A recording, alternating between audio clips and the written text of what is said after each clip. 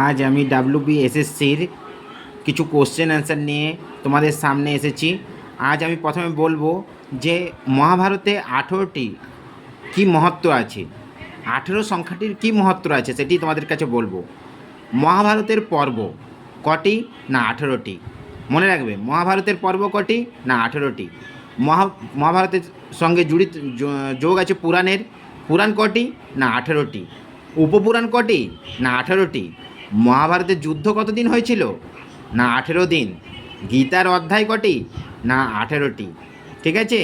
তো আর কিরাতার্জুনিয়ম মহাভারতের সঙ্গে জড়িত, তো কিরাতার্জুনিয়মের স্বর্গও আছে 18টি। ঠিক আছে। এবারে দেখো, ঋগ্বেদের দেবতা আর উপবেদ সম্বন্ধে কিছু বলবো।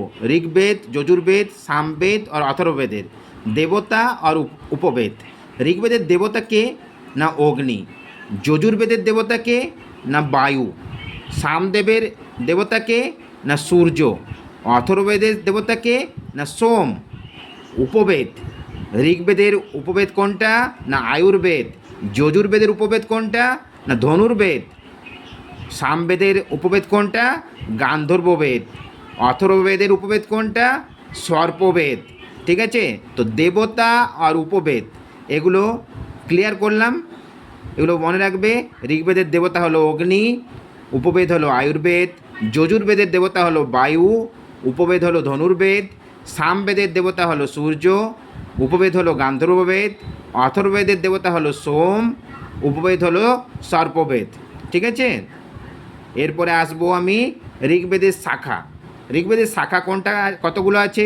না এখন পর্যন্ত যে দুটো শাখা পাওয়া যায় সেই দুটো শাখারই নাম আমি লিখলাম। ঋগ্বেদের শাখা হচ্ছে শাখল শাখা আর বাসকল শাখা। যজুর্বেদ, যজুর্বেদের কতগুলি শাখা পাওয়া যায়? না মাধ্যন্দিন, কাণ্ড, তৈতরীয়, মৈত্রায়নীয়, কট আর কপিষ্ঠল, এই শাখাগুলি এখন পাওয়া যায় যজুর্বেদে। সামবেদে, সামবেদে 3টি শাখা পাওয়া যায়, কৌতুমী, রানায়নীয় ও জৈমিনী। ঠিক আছে। তার মধ্যে কৌতুমী শাখা বেশি প্রচলিত। অথর্ববেদেও 2টি শাখা পাওয়া যায়, শৌনক আর পৈপল্লাদ। ঠিক আছে। আজ এই পর্যন্ত ভিডিওতে, আবার পরের ভিডিও নিয়ে আসছি। চ্যানেলটি অবশ্যই সাবস্ক্রাইব আর লাইক করুন। ঠিক আছে, তাতে আপনারও সুবিধা হবে ভিডিওগুলো পেতে।